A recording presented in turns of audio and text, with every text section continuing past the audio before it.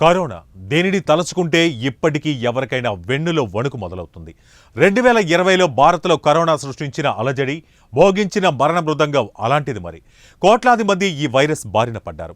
అధికారిక లెక్కల ప్రకారం 5,33,570 మంది కరోనా కారణంగా మరణించారు. కరోనా వైరస్ తర్వాత అందులోనే అనేక సబ్ వేరియంట్స్ వైరస్లు వ్యాపించాయి. వాటిలో ఒమిక్రాన్ కూడా ప్రజలను భయపెట్టింది.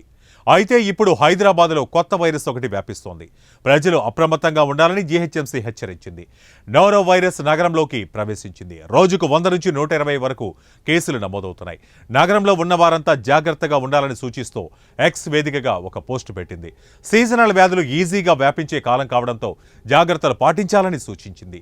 వర్షాకాలంలో సాధారణంగానే డెంగ్యూ, మలేరియా, టైఫాయిడ్, డయేరియా వంటి వ్యాధులు వ్యాపిస్తాయి.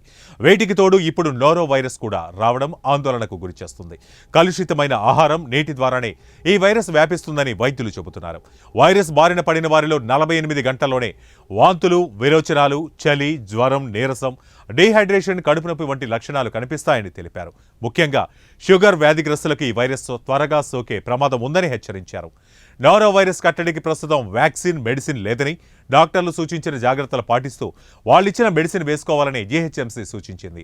అలాగే కాచి, చల్లార్చి, వడబోసిన నీటినే తాగాలని, చేతులను ఎప్పటికప్పుడు శుభ్రంగా సబ్బుతో కడుక్కోవాలని తెలిపింది.